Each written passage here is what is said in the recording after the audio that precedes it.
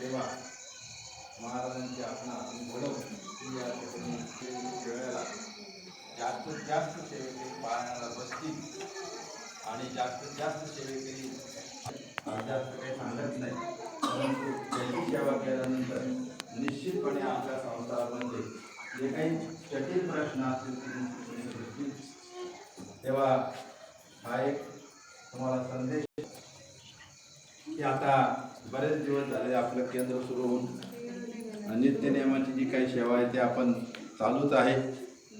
जास्तीत जास्त आपण सेवा करावी.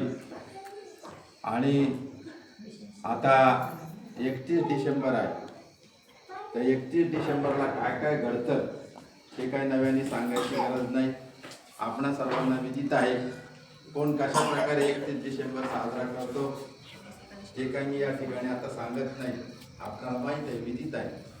परंतु आपल्याला जर पुढील येणारं 2026 साल जे आहे लागण्यासाठी किंवा महाराजांचे आशीर्वाद घेण्यासाठी आपण 31 डिसेंबरला कृपा करून एक स्वामीचरित्र सारामृताचा पाठ निश्चितपणे तुम्हाला 2026 साल अत्यंत चांगल्या प्रकारे महाराज तुम्हाला आशीर्वाद देतील आणि जाईल हे या ठिकाणी सांगतो.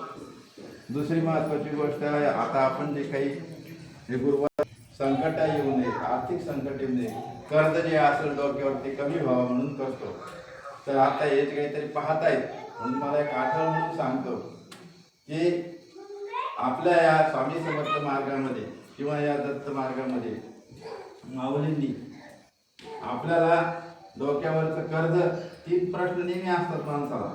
पैसा कमी पडतो, डोक्यावर काहीतरी कर्ज असतं आणि ते कर्ज निवारण व्हावं किंवा ते आपल्याला कमी व्हावं, संपत्ती स्थिर राहावी, मिळावी म्हणून याच्यामध्ये घरच्या घरी आपल्याला दर पौर्णिमेला सायंकाळी सत्यनारायणचं व्रत करावं लागेल.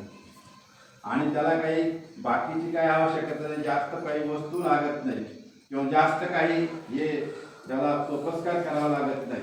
फक्त